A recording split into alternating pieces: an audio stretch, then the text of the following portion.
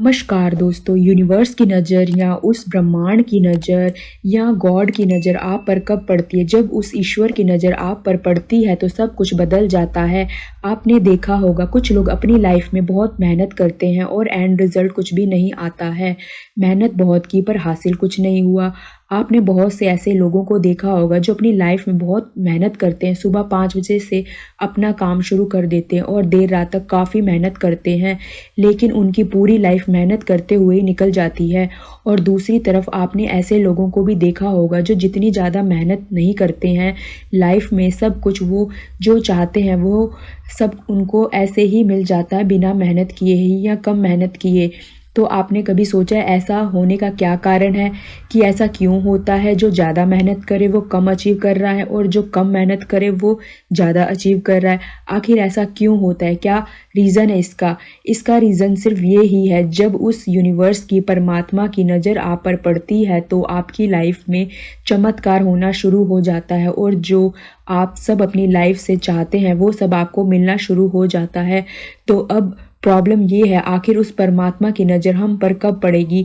तो दोस्तों, वो नज़र अपने आप नहीं पड़ेगी। आपको कुछ ऐसा करना होगा कि आप भी उस कैटेगरी में आ जाएं जहां आपको मेहनत कम करनी पड़े और जो आप चाहते हैं उसमें आपको 100% सफलता मिले। कुछ लोगों का ये भी कहना होगा, अगर ये सच होगा तो दुनिया में लोग मेहनत ही क्यों करते हैं, सबके सारे काम ऐसे ही हो जाते। तो आजकल बहुत कम लोग हैं जो मेहनत कम करते हैं या करते ही नहीं, और जो मेहनत करते हैं उनको इतना कहाँ मिल पाता है जितनी वो मेहनत करते हैं। कुछ तो है इस यूनिवर्स में, कुछ तो राज है जो उन लोगों को नहीं पता है, और ये राज जिसको पता चल जाए तो उसकी लाइफ बहुत ही खूबसूरती से गुजरेगी और जो वो चाहेगा वो उसको सब कुछ मिलेगा। वो होगा कैसे? आज हम इस वीडियो में वो ही सीखेंगे। फर्स्ट थिंग, नेचर का एक रूल है, आपको लॉयल रहना है, मतलब ईमानदार बन के रहना है, ऑनेस्ट रहना है। आज मैं आपको जो जानकारी आपके साथ शेयर कर रही हूँ उसको आपको 21 दिन तक ईमानदारी के साथ फॉलो करना है। 21 दिनों के बाद यानी कि 22वें दिन आप देखेंगे कि आपके साथ बहुत डिफरेंट सा फील होगा। आपको आपकी लाइफ में कुछ यूनिक सा, कुछ अलग सा फील होगा। 21 दिन तक कंटिन्यूअसली आपको करना ही है। 21 दिनों तक आपको कंटिन्यूअसली इन रूल को फॉलो करना ही है।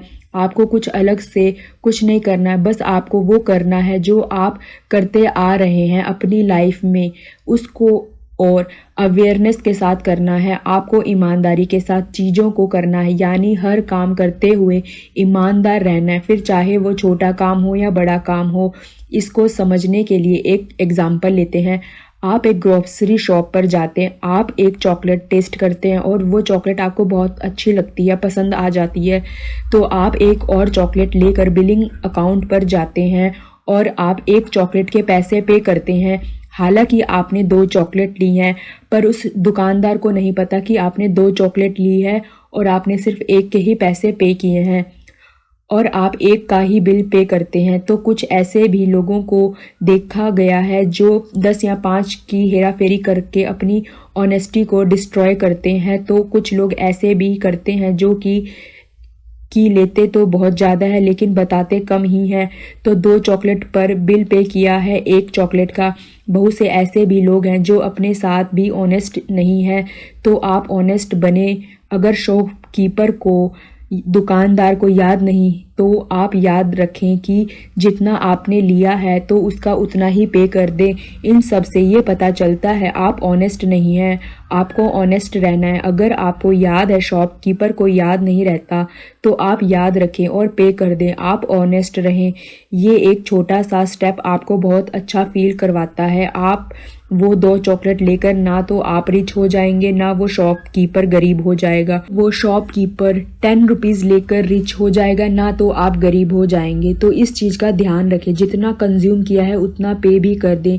अब कुछ लोगों में ये ऑनेस्टी पहले से ही होती है कि वो जितना लेते हैं वो उस चीज़ का उतना पे कर देते हैं, तो ये उनकी एक ऑनेस्टी है। तो आपको भी ऐसे ही ऑनेस्ट रहना है।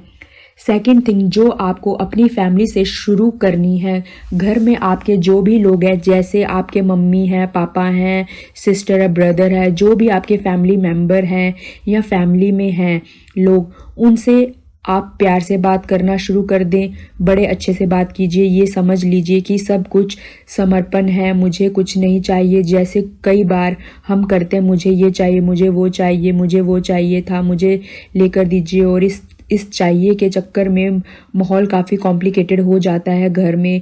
उसमें ये नहीं दिया उसने, मुझे ये नहीं दिया, मुझे ये चाहिए था। तो आप 21 दिन तक ऐसे सिचुएशन ना करें। आप सिर्फ अपनी लाइफ में खुशी से रहें, शिकायत ना करें। खुशी चाहिए आपको, खुशी का फॉर्मूला है मुझे अपने आप को समर्पण करना होगा। मुझे किसी से कुछ नहीं चाहिए, मुझे जो ईश्वर ने दिया है वो बहुत अच्छा है। आप अपने घर में, आपकी फैमिली में जितने भी लोग हैं उनके साथ अच्छे से बात करना शुरू कीजिए। और जब आप ऐसा करना शुरू करेंगे तो आप देखेंगे कि आपकी लाइफ में चमत्कार होने शुरू हो गए हैं। आप अपनी फैमिली के साथ अच्छा बिहेव करें, आप उनके साथ सुरक्षित रहें और अच्छा बिहेवियर करना है, उनसे अच्छे से बात करनी है। आप उनके साथ ऐसे रहेंगे कि आप उनके साथ सुरक्षित हैं और संतुष्ट हैं। जो भी आपको लाइफ में मिला है उसमें संतुष्टि से जिएं, फिर आपको लाइफ में जो चाहिए वो आपके पास आना शुरू हो जाएगा अपने आप। ये कहावत जरूर सुनी होगी कि बिन मांगे मिले मोती और मांगे मिले ना भीख।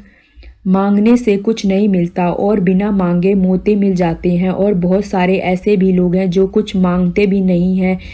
हाँ जी, कुछ लोग जब प्रेयर करते हैं गॉड से तो वो कुछ नहीं मांगते। और कुछ लोग ऐसे भी हैं जो मांगते तो कितना सा है, मांगते हैं मुझे फ़ोन दिला देना, क्योंकि इंसानी दिमाग बहुत छोटा सा होता है तो वो कम ही मांगते हैं। हे भगवान मेरी नौकरी लगवा देना, मेरी सैलरी इतनी बढ़वा देना। हमारी छोटी सी सोच है और हम भगवान से छोटा सा ही मांगते हैं। और जब भगवान हमको देते हैं, जब सब कुछ हम भगवान के ऊपर छोड़ देते हैं कि सब आपको पता है भगवान जी, यूनिवर्स जी, मैं आपसे क्या मांगूं। जब हम सब कुछ भगवान के ऊपर छोड़ देते हैं तो वो हमें बहुत कुछ देते हैं। इसलिए कहा गया है बिना मांगे मिले मोती, मांगे मिले ना भीख। सपोज एक छोटा बच्चा है, वो अपने पेरेंट्स से कुछ मांगता है, वो उतना ही मांगेगा जितना उसकी समझ है। क्योंकि हम सभी जानते हैं एक छोटा बच्चा क्या मांग सकता है। एक टॉफ़ी मांग सकता है, कुछ टॉयज़ मांग सकता है अपने खेलने के लिए या कुछ और खाने का, वो बस इतना ही मांगेगा। लेकिन उसके पेरेंट्स उसके लिए कितनी बड़ी प्लानिंग लेकर चलते हैं, क्या करना है, क्या लेकर चलना है, क्या करना है, उसका सब कुछ उस बच्चे की तो छोटी सी सोच है। लेकिन आप पेरेंट्स हैं, बड़े हैं, आप समझदारी के साथ सब कुछ लेकर चलते हैं। सेम इसी तरह भगवान हमारे पेरेंट्स हैं और वो हमसे ज़्यादा समझदार हैं और उनकी प्लानिंग हमारे लिए बहुत ही स्पेशल है कि हमें क्या देना है, हमारे लिए क्या बेस्ट है। इसलिए भगवान पर छोड़ दो, वो देंगे जो शायद ही आपने कभी सोचा हो। और जब हम अपनी फैमिली से मांगते हैं, कॉम्प्लिकेटेड माहौल क्रिएट करते हैं, तो ऐसा नहीं है जो आप चाहते हो वो आपको मिल जाएगा, बल्कि नहीं, वो चीज़ आपके पास और नहीं आएगी, वो आपसे बल्कि और दूर हो जाएगी ऐसे माहौल में। लेकिन जब आप अपने आप को भगवान को सौंप देते हैं, जब आप शिकायतें करना छोड़ देते हैं, कमियां निकालना छोड़ देते हैं और सब कुछ भगवान के ऊपर सरेंडर कर देते हैं ना, तो मुझे कुछ नहीं चाहिए ऐसी वाली फीलिंग्स रखते हैं ना, मुझे आप जो देंगे मैं उसमें ही खुश हूँ। फिर आप देखेंगे जो आपके मन में है वो आपको सामने प्रकट हो जाएगा। ये बात आज मैंने आपसे डिस्कस की है, ये बात बहुत ही रहस्यमयी है जो मैंने आपसे शेयर की है। बहुत से लोगों के प्रैक्टिकल लाइफ का एक्सपीरियंस है जो आज मैंने आपके साथ शेयर की है। और ये बात बहुत से लोगों को पता होगी जो स्पिरिचुअलिटी से जुड़े हुए हैं या जिनको अपनी लाइफ का अनुभव है। ये सारी बातें सिर्फ वही समझ सकते हैं। जब हम अपना कनेक्शन सुप्रीम पावर के साथ बनाते हैं तो कुछ मांगने की ज़रूरत नहीं पड़ती। ये उनको ज़्यादा अच्छे से समझ आएगा जो भगवान पर ज़्यादा ट्रस्ट करते हैं, विश्वास रखते हैं। ऐसे बहुत सारे एग्जाम्पल्स हैं जिन्होंने अपनी लाइफ में किसी से कुछ नहीं मांगा और आज उनके पास सब कुछ है। और आपको भी सब कुछ मिलेगा, आपको सिर्फ पेशेंस के साथ रहना होगा, आपको धैर्य रखना होगा, आपको समर्पण का भाव से रहना होगा। और थर्ड थिंग जो बहुत ही इम्पॉर्टेंट है वो है उम्मीद। आपको कभी भी किसी से कोई भी उम्मीद नहीं रखनी। जी हाँ, आप कभी भी किसी भी व्यक्ति से कोई उम्मीद या इच्छा ना रखें। कई बार ऐसा होता है उम्मीद हमें धोखा दे जाती है। हम उम्मीद रखे हैं उनसे हमें ये मिलेगा या वो मिलेगा और मिलता कुछ नहीं। मिलता क्या है, धोखा ज़रूर मिल जाता है। हम किसी से उम्मीद रखते हैं और वो पूरी नहीं होती और धोखा मिलता है तो हम दुखी हो जाते हैं। आप हमेशा इस चीज़ को याद रखें, आपको उम्मीद किसी भी व्यक्ति से नहीं रखनी। आपको सिर्फ एक ही से उम्मीद रखनी है और वो है भगवान। और फिर आप देखेंगे आप जो चाहते हैं वो आपको मिलना लगेगा। फोर्थ थिंग, चाहे जैसी भी सिचुएशन हो कोशिश करें खुश रहें। अगर हमारे साथ कुछ होता है, कई घटना घटित होती है तो ये हमारे कर्मों का ही परिणाम है। ठीक है, मान लिया मैंने, मैं इनको सहन भी कर लूंगा या मैं इनको अपने बुरे कर्मों को काट भी लूंगा और आगे जो होगा मेरे साथ वो बहुत अच्छा होगा, क्योंकि जो मेरे प्रेजेंट टाइम में जो मेरे कर्म है वो बहुत अच्छे हैं। इस बात को आप अच्छे से नोट कर लें, आगे जो होगा वो बहुत अच्छा होगा। आप हमेशा इस चीज़ को दिमाग में रखें कि आगे जो होगा वो अच्छा ही होगा, मेरे साथ अच्छा होगा, मेरी लाइफ में चमत्कार होगा और मैं चमत्कार देखना चाहती हूँ या चाहता हूँ। और फिर आप देखिए भगवान की उस यूनिवर्स की नज़र आप पर ज़रूर पड़ेगी और आपकी लाइफ में चमत्कार होंगे, क्योंकि आप उस कैटेगरी में आ जाएंगे। अभी आपको ये लगता है सब कुछ हम कर रहे हैं या मैं कर रहा हूँ, ऐसा नहीं। आप यूनिवर्स पर ट्रस्ट रखिए।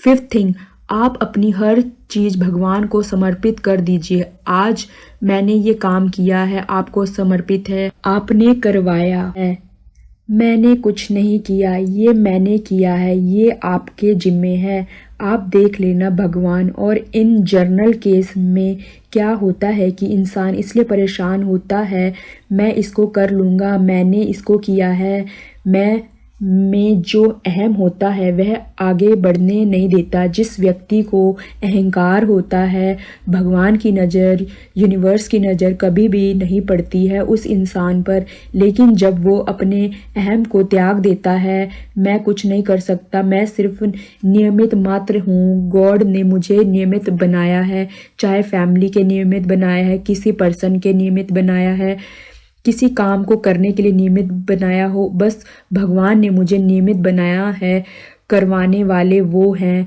मैं कुछ नहीं कर सकता, सिर्फ उनकी ड्यूटी कर रहा हूँ जिसके नियमित मुझे भगवान ने बनाया है। फिर देखिए गॉड की नज़र आप पर कैसे पड़ती है।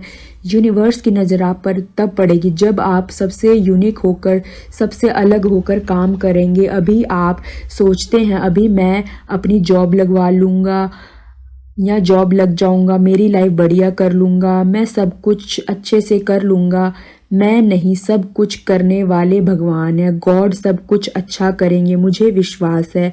आप अपने अंदर ऐसे विचार को लाएं कि मेरा सब कुछ अच्छा होगा, भगवान हमेशा मेरे साथ हैं। आप सिर्फ ये थॉट लाएं कि मैं सबको खुश देखना चाहता हूँ। कहते हैं ना, ओम सर्वे भवन्तु सुखिनः, सर्वे सन्तु निर्माया, सर्वे भद्राणि पश्यन्तु, माँ कश्चित दुख भाग भवते। मीन्स मतलब पूरी दुनिया खुश रहे। और जब आप सभी में खुशी की भावना देखते हैं, सबको खुश देखना चाहते हैं, तो गॉड की नज़र आप पर पड़ती है। वन मोर थिंग जो मैं आपसे शेयर करना चाहूँगी, और वो भगवान को कैसे पता चलता है कि आपको क्या चाहिए। सपोज कीजिए आपकी नेबर एक न्यू कार लाते हैं। जब कोई न्यू कार लाता है तो वहाँ पर दो तरह के लोग मिल जाएंगे। एक वो जो देकर दिल से खुशी होकर बधाई देते हैं, दूसरे वो जो ऊपर ऊपर से बधाई देते हैं और अंदर से हीन भावना या जलन की भावना रखते हैं। और यूनिवर्स देखते हैं, अरे लगता है इसको कार पसंद नहीं आई, तभी ये ऊपर से ही बधाई दे रहा है। और दूसरा जो होगा वो बोलता है, वाओ कितनी सुंदर कार है, congratulation for your new car, wonderful. तो वो आपको दिल से अपनी खुशी समझकर शामिल हो रहा है। आपकी इस जो आपने जो नई कार ली है उसमें वो अपनी खुशी समझकर वो शामिल हो रहा है। अरे इसको तो बहुत खुशी हो रही है उसकी कार आने से, इसको बहुत खुशी डिजर्विंग है, कैसे ना कैसे करके इसको भी कार दिलवाओ। तो यूनिवर्स आपको वही चीज़ देते हैं जिसमें आपको खुशी मिलती है। तो यूनिवर्स को कैसे पता चलता है कि आपको क्या चाहिए क्या नहीं, तो उसको पता चलता है आपकी भावनाओं से, आपकी फीलिंग से। सपोज कीजिए जिस पर्सन को बिजनेस में लॉस्ट हुआ है, कन्फ्लिक्ट हुआ है और आपको बहुत मज़ा आ रहा है और आप बहुत खुश हो रहे हैं उसके नुकसान को देखकर। सो यूनिवर्स देखता है इसको इसमें खुशी मिल रही है, तो यूनिवर्स हमारी भावनाओं को देखता है कि हमें किस चीज़ में खुशी मिल रही है, और जिस चीज़ में हमें खुशी मिलती है यूनिवर्स हमें वो चीज़ देते हैं। यूनिवर्स को ये नहीं पता चलता है कि आप कौन सी भाषा बोल रहे हैं। भगवान आपकी फीलिंग्स या खुशी देखते हैं कि आपको किस चीज़ में खुशी मिल रही है और वो ही आपको देते हैं। इसलिए हमें सबके प्रति अच्छा सोचना है और अच्छा करना है, क्योंकि जो हम करेंगे जो हम देंगे वही हमें मिलेगा। हम दूसरों को खुशियाँ देंगे तो खुशियाँ मिलेंगी। अगर आप मेरे चैनल पर नए हैं तो सब्सक्राइब ज़रूर करें। अगर आपको मेरा वीडियो पसंद आए तो लाइक ज़रूर करें। थैंक यू यूनिवर्स, जरूर लिखें कमेंट बॉक्स में। तो मिलते हैं नेक्स्ट वीडियो में, तब तक के लिए बाय बाय।